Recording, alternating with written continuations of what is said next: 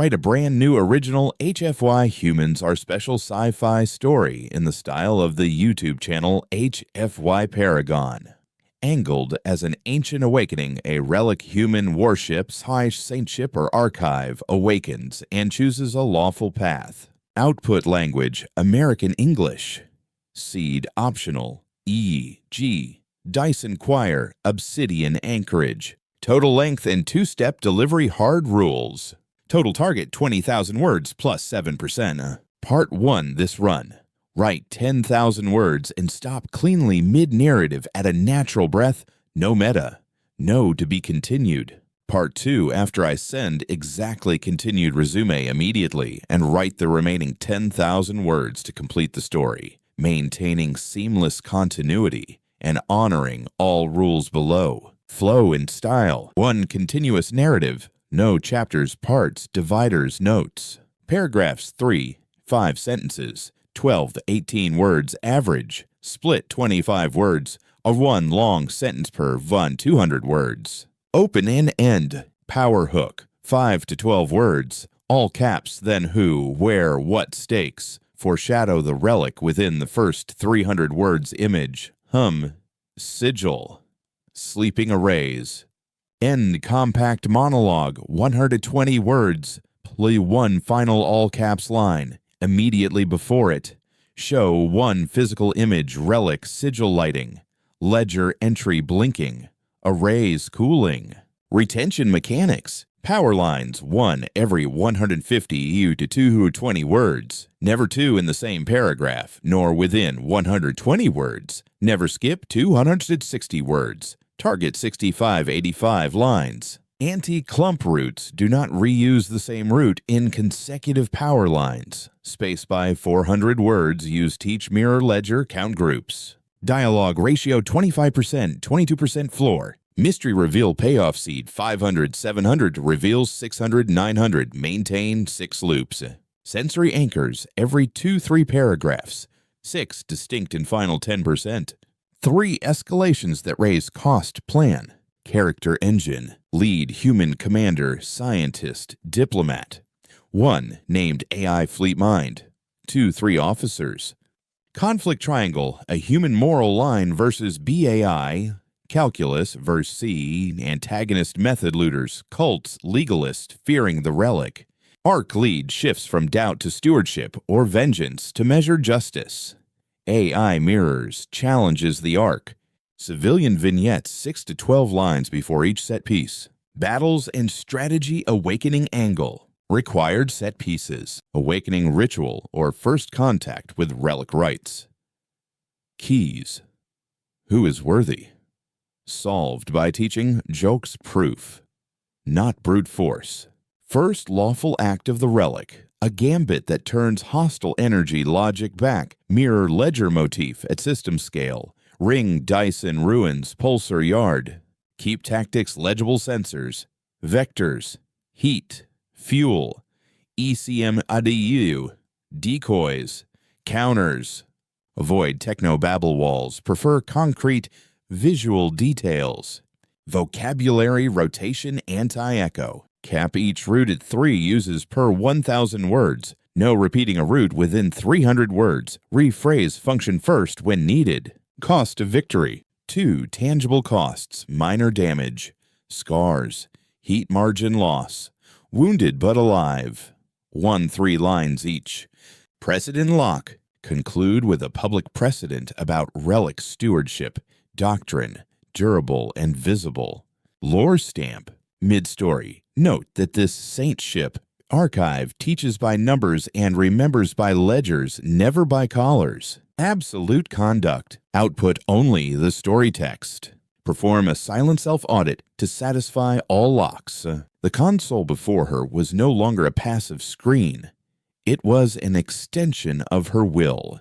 The tactical map of the system pulsing in time with her own heartbeat. She was the magistrate. The title felt heavy, like a crown made of collapsed stars. The incoming pirates, the dozens of red icons swarming toward the anchorage, were no longer just a threat. They were her first docket. "Nomad," she said, her voice steady, broadcasting back to her own ship. "Patch Lee and Thorn through to my comms. Securely." Their voices materialized in her ear, tinny with the effort of punching a signal through the auditor's hull. Commander Lee's voice was tight with tension. "What's happening? Our long-range sensors are going crazy. We're tracking at least 40 hostile signatures on approach vectors.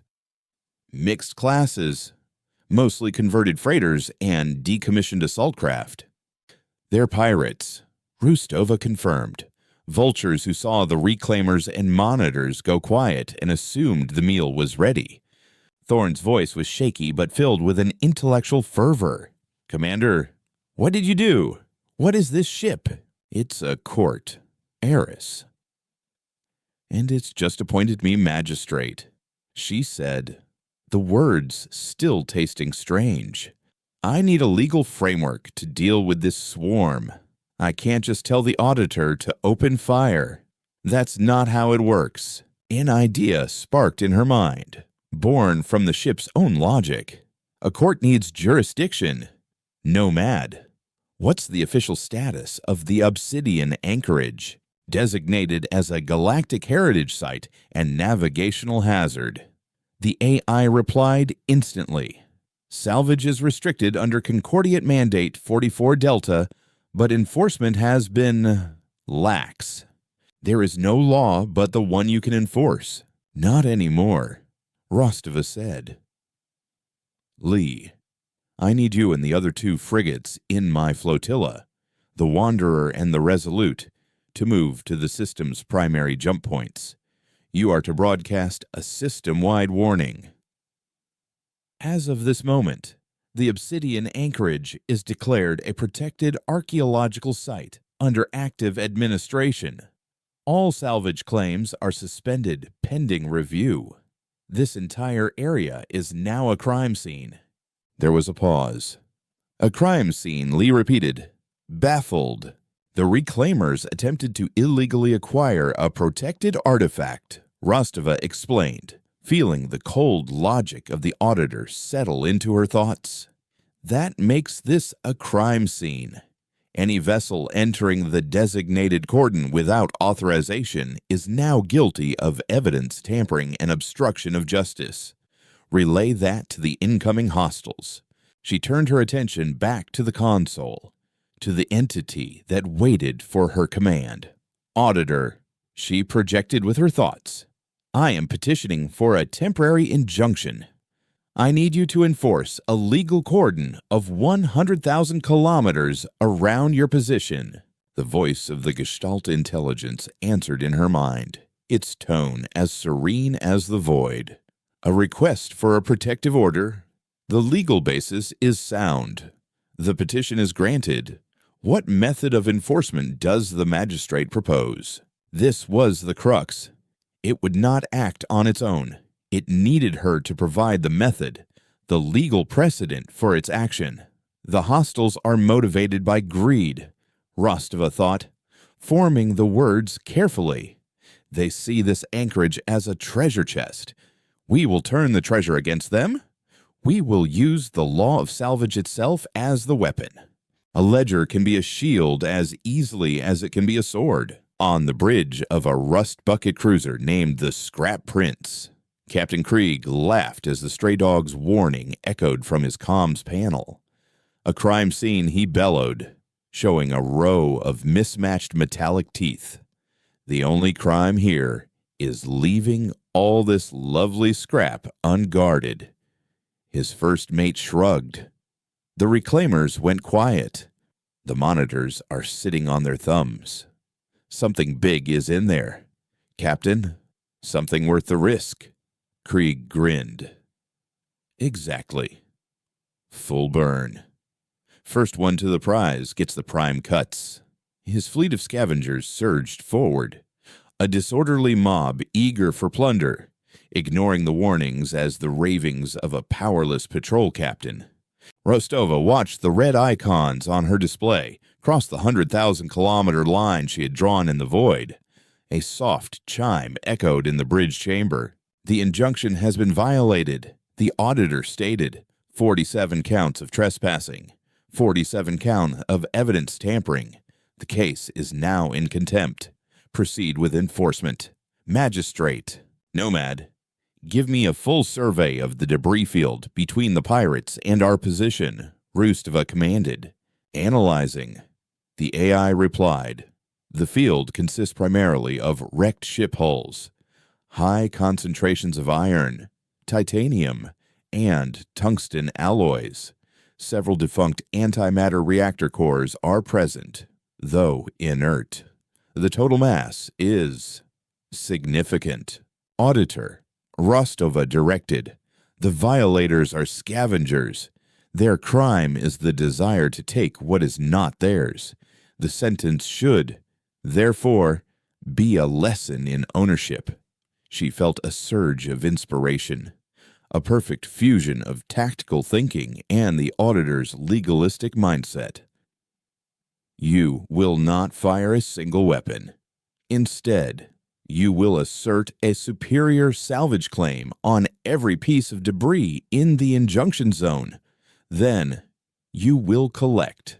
History does not repeat, but it does rhyme with steel.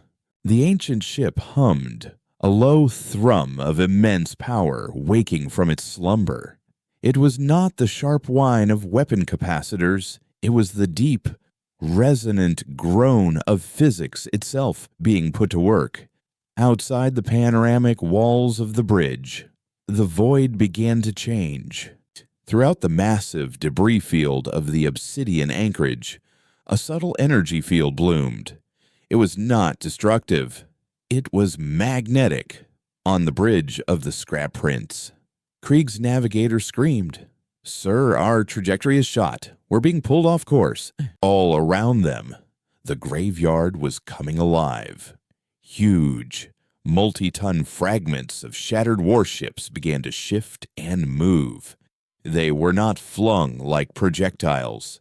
They were drawn, slowly at first, then with inexorable momentum, into new orbits. The entire debris field, millions of tons of jagged metal, was being rearranged into a complex, moving maze. The pirates, flying at full burn, suddenly found their paths blocked by continent-sized plates of armor. They swerved and dodged, their formation shattering into a panicked scramble. Their greed for salvage had led them into a field of it, and now that field had become a cage of its own making. "They're not aiming at us," Lee reported from the stray dog, his voice filled with disbelief. "They're aiming at where we're going to be. The auditor isn't shooting. It's choreographing. The most effective cage has no walls, only consequences." The auditor wasn't just moving debris. It was calculating the pirates' likely escape vectors and placing obstacles in their path moments before they arrived. It was a cosmic game of chess where the pieces were derelict battleships, a pirate frigate, trying to outrun a closing wall of wreckage, pushed its engines too hard. The ship flared brightly and broke apart, its own velocity becoming the weapon of its demise. Another tried to weave through a narrowing gap, only to have a magnetic pulse clamp onto its hull, pinning it to a larger piece of scrap like an insect in a collection. It was chaos. It was panic. And it was bloodless. The auditor was disabling them, disarming them, corralling them.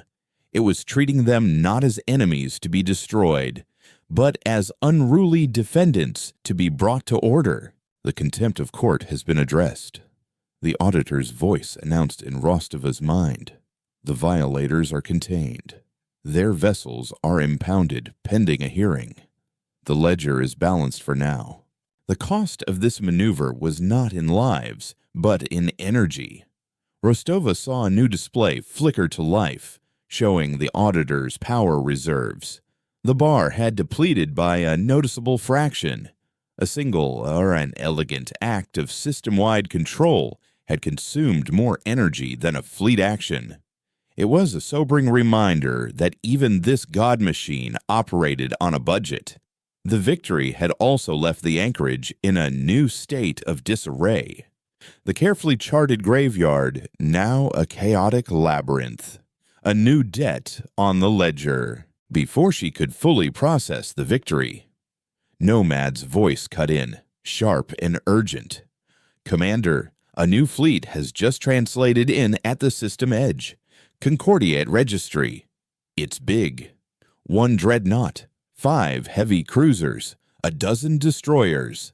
They're hailing us. It's Sector Admiral Valerius of the Third Fleet." The real authority had arrived.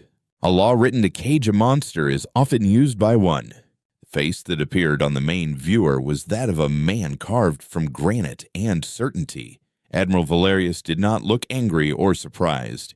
He looked like a man who had come to restore order, and for whom order was an absolute. "Commander Rostova," he began, his voice a low baritone that tolerated no argument. "I am assuming command of this situation under the Emergency Military Powers Act. You are relieved of command. You will power down your vessel and prepare to be boarded. The anomalous entity you have engaged is now the property of the Concordiate fleet." He was not interested in her report. He was not asking for a transfer of authority. He was seizing it. He saw the auditor not as a court, but as a prize, a weapon. "Admiral," Rostova began, her voice betraying none of the cold dread she felt. "With all due respect, this vessel is not a piece of military hardware. It is a sentient legal entity with pre-concordiate sovereignty." Valerius's lips thinned into a semblance of a smile. It did not reach his eyes. "Commander, your report is noted. Your legal theory is creative. But my orders are clear. We have a Class 0 artifact that has demonstrated the ability to neutralize entire fleets. In the interest of sector security, it will be brought under Concordiat control. It is too dangerous to be left in the hands of a rogue patrol commander. The greatest tyrannies are always built in the name of safety." He was using the law as a cudgel. He had the bigger fleet, the bigger authority, and the bigger book of rules to throw at her. The auditor had defeated the reclaimer's greed and the monitor's fear. Now it faced the crushing weight of institutional arrogance. "Auditor," Rostova whispered in her mind, her heart pounding. "He is attempting to seize the court. His claim is one of superior jurisdiction," the ancient mind replied. Its calm, a stark contrast to her own turmoil. "His legal standing under Concordiat law is valid. We are an unknown. He is the recognized authority." A paradox. The auditor was bound by law, and the law at least. The modern version of it was on Valerius's side. To resist him with force would be to violate its own core programming. To surrender would be to allow a court of justice to be turned into a tyrant's sword. Rostova looked at the tactical display. The Concordiat fleet was moving into a classic siege formation, a net of overwhelming force. Lee was screaming in her ear about their weapon arrays charging. Thorne was frantically searching the historical data he'd downloaded, looking for any precedent, any loophole. The machine's heart is not its engine, but its purpose. There has to be another way, she thought, her eyes scanning the silent bridge.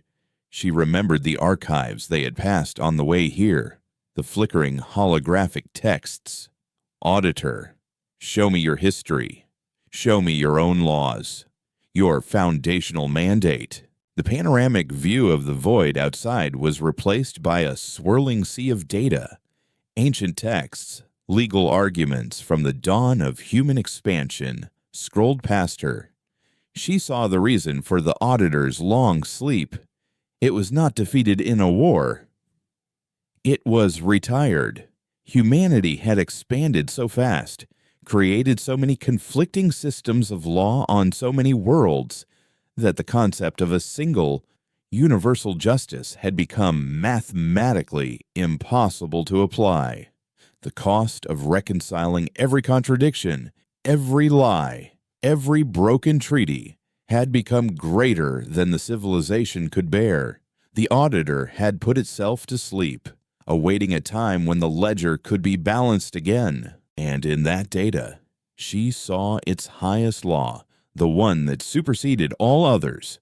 It was not a statute or an article. It was a principle. The dispenser of justice cannot itself be an instrument of a single power, for law without impartiality is merely codified violence. Valerius was trying to turn it into an instrument. He was, by the auditor's own deepest law, in violation. He's not claiming jurisdiction.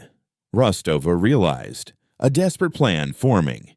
He's claiming ownership. That's a different kind of case. A man with a large hammer sees every problem as a nail. She turned back to the console, now a conduit for her will. Admiral Valerius, she broadcast, her voice ringing with a new, unshakable authority. Your claim under the Emergency Military Powers Act is noted. However, a prior claim supersedes it. This vessel, the auditor, has filed a petition in its own court. Valerius's stone-faced expression flickered with surprise. A petition, Commander. This farce is over. The petition is this. Rustva continued, ignoring him.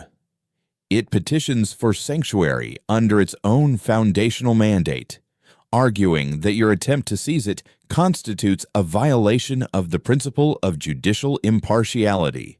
It accuses you, and by extension, the Concordiat Third Fleet, of attempting to subvert the law for the purpose of acquiring power. She took a deep breath. The auditor is putting the Concordiat on trial. A stunned silence fell over the channels. Even Lee and Thorne were speechless. On the bridge of the Concordiat dreadnought, Admiral Valerius stared at his comm screen for the first time in his career, at a complete loss for words. He was a military commander. He gave orders. He did not get sued by a 10,000-year-old spaceship. The accusation is not the attack. It is the invitation to reveal one's true self. The case is novel. The auditor's voice echoed in her mind. But the legal logic is sound. We cannot be an impartial court if we are the property of one litigant. A hearing is required. All hostile actions must cease pending the presentation of evidence. On Valerius's flagship, the verdict. A junior legal officer rushed onto the bridge, his face pale. Admiral, all our fire control systems are locked. We've been served. Valerius's eyes narrowed to slits. Served with what? A subpoena. Sir, the artifact is demanding we transmit our complete operational records for the last cycle, all of your personal logs, and the full text of the Emergency Military Powers Act as evidence for the hearing. The officer swallowed hard. If we refuse, we will be held in contempt. If we fire, we will be guilty of destroying evidence and intimidating a judicial officer. Valerius was trapped. His own legal framework, the very source of his power, had been turned into a cage around him. He could not attack.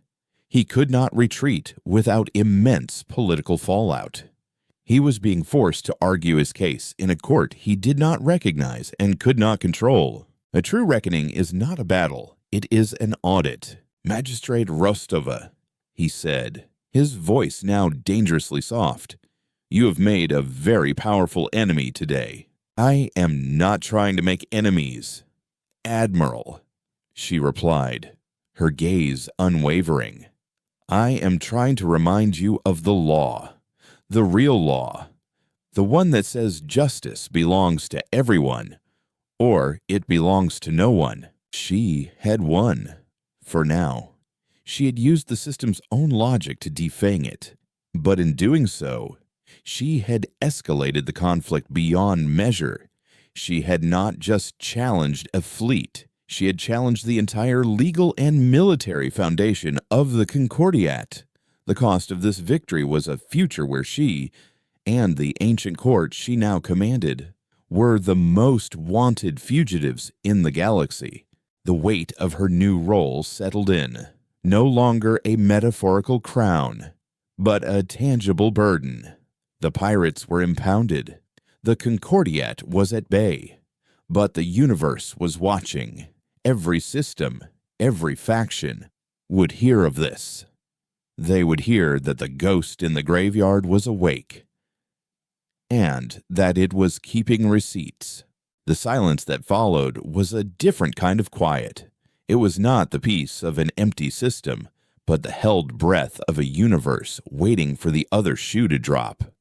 Rostova stood on the Auditor's Bridge, the weight of her choice pressing down. She had checkmated an admiral, but in doing so, had declared war on the very institution she had served her entire life. Her old uniform felt like a costume. Thorn's voice crackled in her ear, hushed with awe. Ava, do you understand what you've just done? You've established a new sovereign power. You've drawn a line in the void and dared the entire Concordiat to cross it. I just followed the logic. Eris, she said, her own voice sounding distant. The law must be impartial. It can't be a weapon. A weapon is anything that can make another being bend to your will. Tell that to Valerius. Lee grunted over the comm. He's not moving.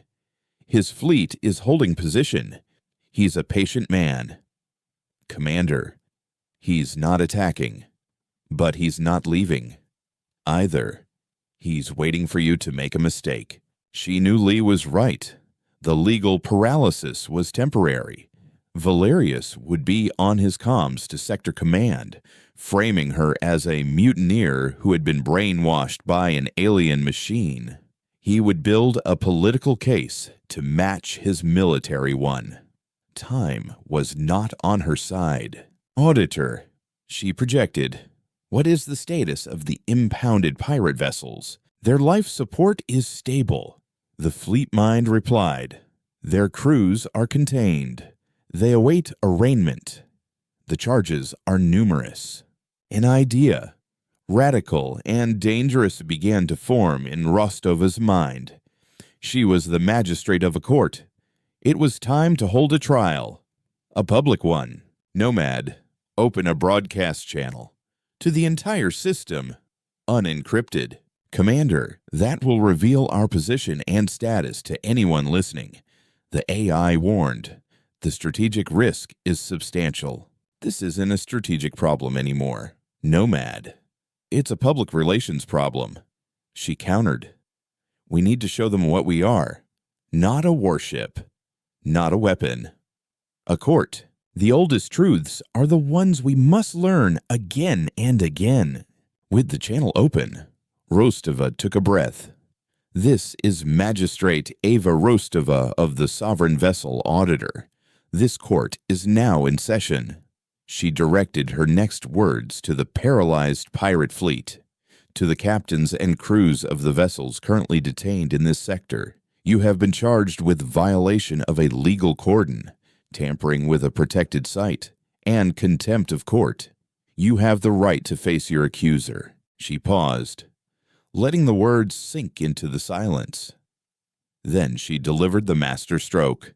The court also recognizes the presence of the Concordiat Third Fleet, under the command of Admiral Valerius, as the ranking Concordiat authority in this sector.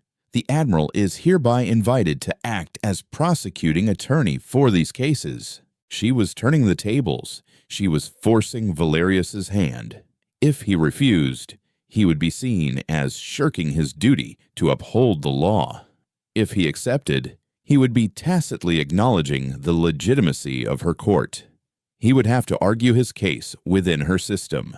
On the bridge of the verdict, Valerius listened to the broadcast, his face a thunderous mask. His legal officer looked at him, waiting for an order. To accept was humiliation. To refuse was to look like a hypocrite. The rogue commander had boxed him in again, using his own rulebook. Accept. Valerius bit out, the single word costing him more than a dozen battles. Inform the magistrate that the Concordiat will prosecute. A trial requires more than a judge and a prosecutor. It requires a jury. The proceedings will be public. Rostova broadcast, pressing her advantage. The evidence will be the ship's own logs and sensor data. The jury will be every citizen, every captain, every settlement in the system who receives this broadcast. They will see the evidence and they will hear the arguments. They will know that justice in this sector is not a matter of secrets and sealed orders, but of open, transparent truth. This was her final gambit. She was deputizing the entire civilian population, the freighter captains, the miners, the station dwellers. They were now part of the process. Valerius could not bully an entire system. The first case was that of the Scrap Prince. The ship's logs were displayed for all to see, Captain Krieg openly admitting his intent to plunder, laughing at the legal warnings. Valerius, his voice dripping with reluctant professionalism, laid out the charges. Rostova, acting as judge, then asked Krieg for his plea. The pirate's voice, stripped of its earlier bravado, was sullen. Guilty. The sentence, Rostova declared, is not imprisonment. This court does not use callers. The sentence is restitution. The Scrap Prince and its fleet will utilize their salvage equipment to clear the navigational hazards they helped create. They will work until the anchorage is restored to a safe and stable state. Their debt to the system will be paid through labor. Once it is paid, they are free to go. A murmur went through the system-wide comms. It was not a punishment they had expected. It was fair. It was constructive. One by one, the other pirate captains were tried. The process was swift, transparent, and logical. The sentences were all the same work to repair the damage you intended to cause. The ledger was being balanced, not with blood, but with purpose. The law is a tool. You can build a house or you can break a man. The choice is in the hand that wields it. With every verdict, Rostova felt the tide of opinion in the system turning. She was not a rogue commander. She was not a tyrant. She was a judge, delivering a form of justice the frontier had not seen in centuries. Valerius felt it too. His authority was bleeding away, not to a superior weapon, but to a superior idea. He had come to capture a queen, but had been forced to play a pawn in her game. His final play was one of desperation. When the last pirate had been sentenced, he addressed the court himself. "Magistrate," he said, his voice cold, "I now wish to present the Concordiat's case, the case against you, Commander Rostova, for mutiny, for theft of a military asset, and for reckless endangerment of this sector." This was it, the main event. "The court recognizes your petition, Admiral," Rostova said, her own heart steady. "Present your evidence." Valerius presented a flawless legal case, citing chapter and verse of Concordiat military law. He showed her service record, her oath, and her orders. He painted a picture of an unstable officer who had stumbled upon ultimate power and gone mad with it. It was a compelling narrative. When he was done, a heavy silence fell. Rostova knew she could not argue against Concordiat law, so she would appeal to a higher one. "Admiral, your evidence pertains to my duties as a Concordiat officer. I do not deny that I have violated those specific orders," she began, her voice broadcasting to thousands. "But my duty as magistrate of this court required it. The auditor's foundational law, a law that predates the Concordiat itself, states that justice cannot be the instrument of a single power. You came here to make it an instrument. Your logs, which you have provided as evidence, confirm this. Your intent was to seize, not to arbitrate." She let the auditor display the relevant logs, Valerius's own words, for the entire system to see. "I was faced with a choice," she said, her voice rising with passion, "to obey the lesser law of my commission or the greater law of universal justice, to allow this court to become a sword for one fleet, or to preserve it as a shield for all. I chose the greater law. I submit that this is not mutiny. It is the fulfillment of a higher duty." She rested her case. The verdict was not up to her. It was not up to the auditor. It was up to the silent audience across the system. A long moment passed. Then, a single light blinked on the system map. It was the mining outpost. Their leader, a civilian foreman, came on the channel, his voice rough but clear. "We, the citizens of K7, find for the magistrate." Then another light. "The freighter Dust Devil, the freighter captains of this sector, find for the magistrate." One by one, they lit up. Stations, ships, settlements, a chorus of ordinary people passing judgment on an admiral. It was a revolution, not of weapons, but of consensus. The jury had spoken. Valerius watched his authority crumble into dust. He had been defeated by a patrol commander, a ghost ship, and 100 civilian votes. He had no legal standing left. He had no moral high ground. All he had was a fleet that was now questioning its own purpose. He gave his final order, his voice hollow. "All ships, set course for Sector Command. We are leaving." The Concordiat fleet, in perfect formation, turned and vanished into the blue shimmer of FTL. They had not been beaten. They had been rendered irrelevant. Rostova stood alone on the bridge, the civilian endorsement still glowing on the system map. She had won. She had protected the court. She had established a precedent, not of power, but of principle.